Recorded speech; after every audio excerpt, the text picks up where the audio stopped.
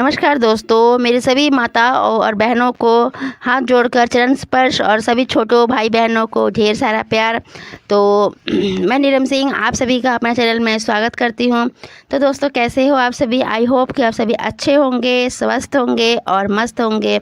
तो जैसा कि मेरी माताएं और बहनें सभी जानती है कि जीवित पुत्रिका का व्रत है। और सबसे पहली बात क्या है कि देखिए, हम जान लेते हैं कि देखिए जीवतिया का मतलब क्या है। तो जीवतिया यानी जीवित पुत्री का व्रत भी कहते हैं, कोई इसे खर जीवतिया भी कहता है। तो मतलब हर जगह के अलग अलग लैंग्वेज है, अलग अलग भाषा है। तो देखिए, सबसे पहले जीवतिया यानी कि तो देखिए, जीवतिया का व्रत मेरी माताएं और बहनें अपने बच्चे की लंबी आयु के लिए, अच्छे कामना के लिए व्रत रखती है। 24 घंटे का निर्जला व्रत रहती है। तो मैं यही बोलना चाहूँगी अपनी माताएं और बहनों से कि व्रत वाले दिन वो ज़्यादा से ज़्यादा काम वगैरह ना करें। क्या होता है ना कि देखिए, सबसे पहले तो अगर हम काम वगैरह ज़्यादा करते हैं तो जैसे काटना पीटना या कुछ भी, मतलब ज़्यादा हमें काम नहीं करना चाहिए। सबसे पहले तो क्या होता है कि हमें थकावट हो जाती है, और थकावट होने के बाद में क्या नाम है, प्यास वगैरह भी लग जाती है। और दूसरी बात क्या है कि देखिए, अगर हम ज़्यादा काम वगैरह करते हैं, कुछ काटते पीटते हैं, तो जैसे जीव हमारे हाथों द्वारा, हमें इस बात का ध्यान रखना चाहिए ना कि हमारे हाथों द्वारा किसी की जीव हत्या ना हो जाए।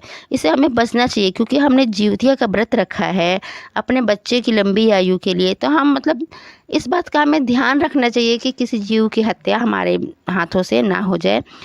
और दूसरी बात क्या है कि देखिए, कई जगह पर मेरी माताएं और बहनें खर ज्योतियाँ भी करती है। तो खर ज्योतियाँ की जैसे कि हम एक भी खर, मतलब अब कई बार मेरी माताएं और बहनें क्या करती हैं ना, अपने मुंह में दातुन तक नहीं डालती है और बोलती है कि नहीं, मतलब दातुन नहीं डालेंगे क्योंकि हमने खर ज्योतियाँ किया है, अपने मुख से एक खर तक नहीं तोड़ना है, हमें अपने हाथों से एक खर तक। इस तरह से मतलब कि खर ज्योतियाँ का व्रत किया जाता है।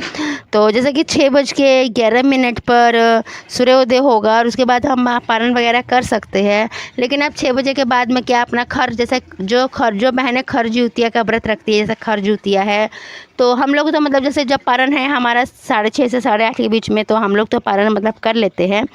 तो जो मेरी माताएं और बहनें जो है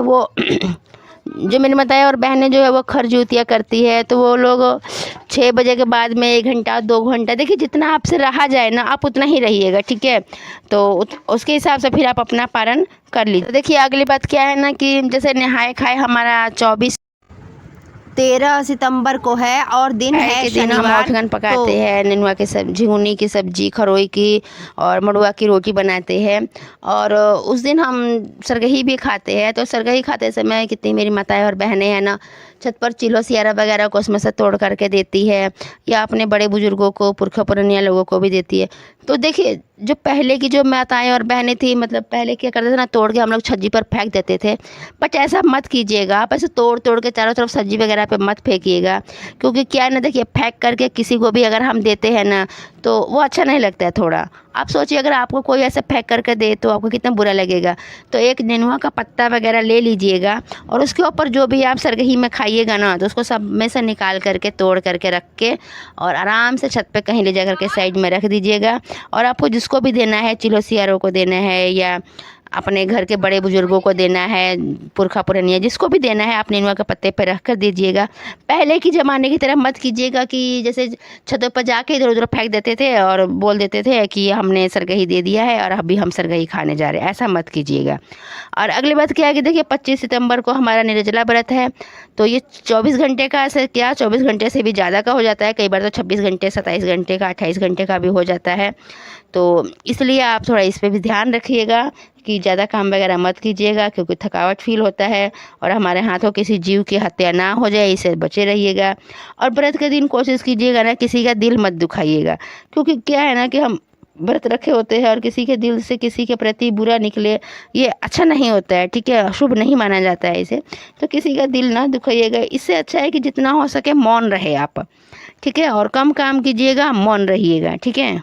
और देखिए, अगली बात क्या है कि और देखिए 14 सितंबर को हमारा निर्जला व्रत है और इस दिन है संडे, यानी कि 24 घंटे 25 26 27 घंटे का हमारा ये व्रत हो जाता है।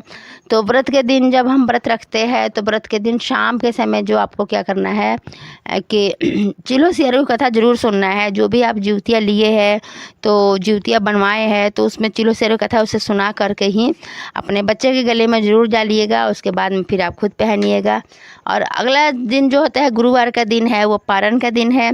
तो पारण में आप देखिए जो कुछ भी बनाइएगा ना, कढ़ी चावल वगैरह, देखिए हमारे यहाँ तो कढ़ी चावल वगैरह हम लोग बनाते हैं, पकौड़े बनाते हैं, कढ़ी चावल वगैरह बनाते हैं।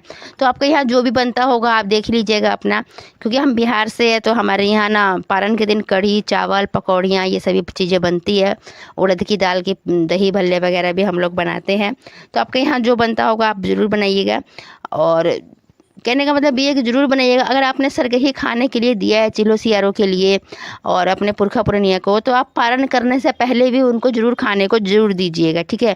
क्योंकि ऐसा है हमने उनको सरगही खाने के लिए तो दे दिया, बट और फिर अगले दिन हमने व्रत रख लिया और फिर जब हम खुद पारण कर रहे हैं तो उन्हें भी पारण करवाना हमारा फ़र्ज बनता है ना। तो इसीलिए फिर आप क्या कीजिएगा, एक नेनुआ के पत्ते पर रख करके, तो जिस तरह से सरगही खाने के लिए आपने दिया है उनको, तो पारण करने के लिए भी ज़रूर दीजिएगा। जो भी आप बनाएंगे ना उसमें से थोड़ा थोड़ा ले करके तो आप पारण करने के लिए उनको दीजिएगा। और पारण करके हाथ जोड़िएगा और बोलिएगा कि जो भी हमसे गलती हुई हो हमारी गलती की क्षमा कीजिएगा। और ये आप पारण कर लीजिए। उसके बाद आप खुद पारण कर लीजिएगा अपना समय देख करके, ठीक है। पारण का समय वैसे मैंने आपको बता दिया है, 8:30 बजे पारण है। तो आप बाकी आप देख लीजिएगा, जितना आपसे रहा जाए रह लीजिएगा। और देखिए सबसे बड़ी बात क्या है ना कि व्रत वाले दिन आप अपने बच्चों को भूल कर भी डांटिएगा या बोलिएगा नहीं, उन पर चिल्लाएगा नहीं, क्योंकि आपने अपने बच्चों के लिए व्रत रखा है। तो बच्चों को डांटिएगा या बोलिएगा नहीं, क्योंकि बच्चों के लिए हम व्रत रखे हैं, संतान की लंबी आयु के लिए अपने व्रत रखे हैं, संतान के अच्छे कामना के लिए हम लोग व्रत रखते हैं। तो इसलिए तो मेरी माताएं और बहनें, आपको हमारा ये वीडियो कैसा लगा? अगर वीडियो अच्छी लगी हो तो प्लीज़ एक लाइक और कमेंट ज़रूर कीजिएगा। कमेंट में हर हर महादेव ज़रूर लिखिएगा। और जो भी मेरे फ्रेंड्स चैनल पर नए हैं तो चैनल को सब्सक्राइब कर लीजिएगा, बेल आइकन को प्रेस कर दीजिएगा, ताकि हमारा हर नोटिफिकेशन आने वाला आप तक पहुँच पाए। और ज़्यादा से ज़्यादा हम आपको मतलब, और जो भी हमसे मिस्टेक हुई हो या गलती हुई हो तो उसके लिए हम तहे दिल से सॉरी बोलते हैं।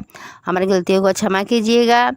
और वीडियो को लास्ट तक देखने के लिए बहुत बहुत धन्यवाद। Thank you so much.